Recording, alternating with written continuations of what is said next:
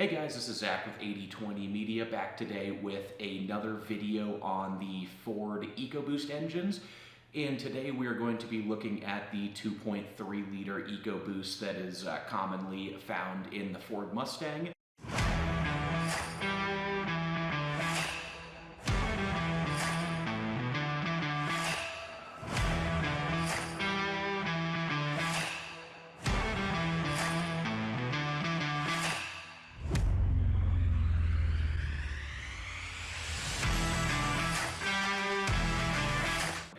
It made its debut back in 2015 in the Mustang, 2.3 liter inline-4 turbocharged engine.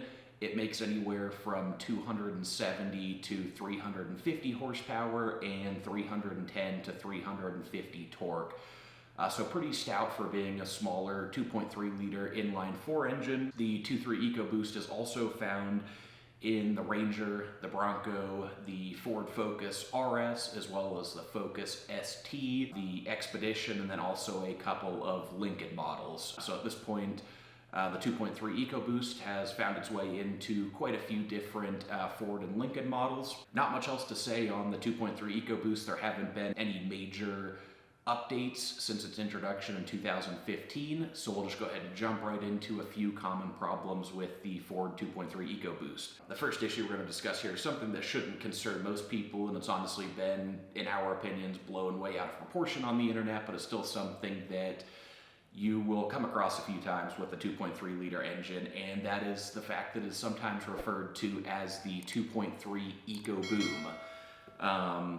These engines don't just spontaneously blow up out of nowhere. There aren't any flaws or issues that cause these engines to completely fail, but they are known to, when you start modding pretty heavily and making more power and torque, they are known to start bending rods or cracking pistons and running into a few severe issues like that. Generally about 420 to 450 torque is a safe limit for the EcoBoost. Of course, there's still risk pushing the EcoBoost to those kind of power and torque levels, but keeping it in that range, the EcoBoost should be fine and happy. So again, the EcoBoost name really just comes from those few failures when people mod them and start, throwing a ton more power and torque at these engines. They can run into a couple issues, but again, the engine makes anywhere from 310 to 350 torque from the factory, and so you have about 100 torque safety net before you really get into a much riskier area for the EcoBoost. So again, not a concern, not something we'd call a problem, especially on totally stock 2.3 EcoBoost. So we'll leave that there, just something to keep in mind if you do start modding the car, and this is a topic that we'll cover a bit more in depth when we do a video on 2.3 EcoBoost mods. But for now, we'll leave it there and move on to the next 2.3 EcoBoost problem. And this is another thing that's kind of a non-issue for most people. There's two different aspects to this. Another common problem with the EcoBoost is that the engine runs hot. So the first piece to this issue really began back in 2015 when the EcoBoost was still a brand new engine. The underbody temperatures were a lot hotter than Ford expected, and so there were some concerns that it could start damaging brake lines, fuel lines, that kind of stuff. So Ford addressed that with some recalls and simply added proper heat shielding into the underbody in the engine bay, and that alleviated those issues. So that's not something that's really a problem nowadays. The second piece of this, though, is the EcoBoost, especially when you start modding it again. The factory intercooler keeps up well on stock cars, especially if you're just kind of driving normally, driving modestly.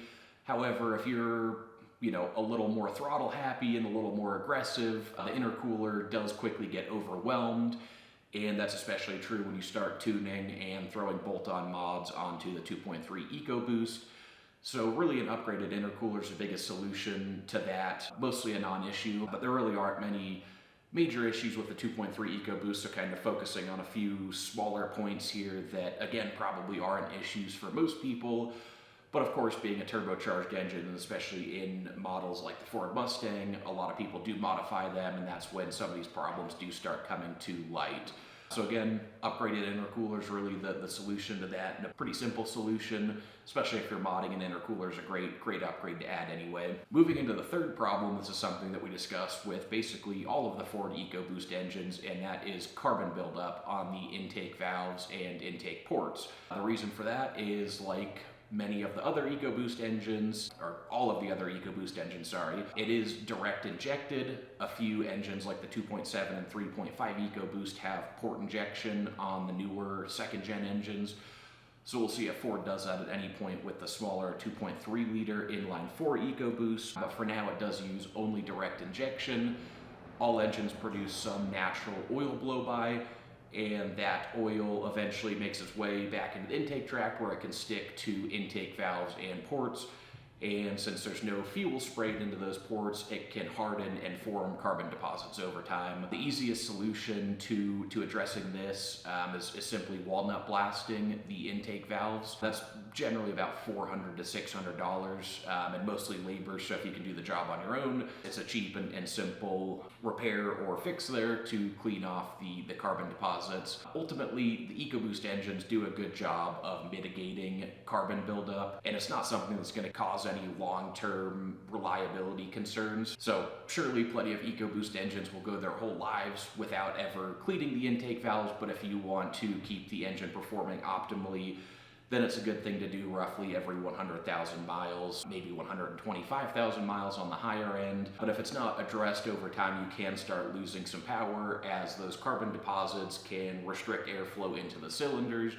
And you might notice a couple drivability issues like a rougher idle, kind of stuttering or hesitation while accelerating, but it's generally pretty minor stuff that again isn't a concern for, at least 100,000 miles or so. Moving on to the final issue with the 2.3 EcoBoost that we're discussing today, there were some head gasket failures on early 2.3 EcoBoost engines found in the Focus RS models.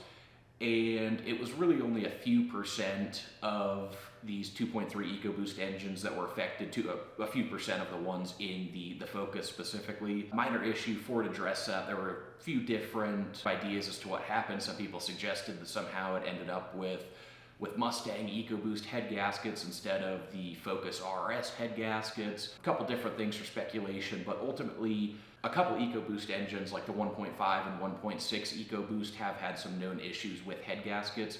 Doesn't appear to be very common on the 2.3 EcoBoost by any means, apart from this kind of minor flaw in the early RS models. But head gasket failures are something that can and do happen on the 2.3 EcoBoost, but it's very rare. Again, even on the earlier models where it was only a few percent affected, but take that out and it's extremely rare. But that's about all we have for 2.3 EcoBoost problems. So overall, a pretty solid engine. Just like the rest of the EcoBoost engines, or most of the EcoBoost engines, we would consider the 2.3 EcoBoost to offer above average reliability.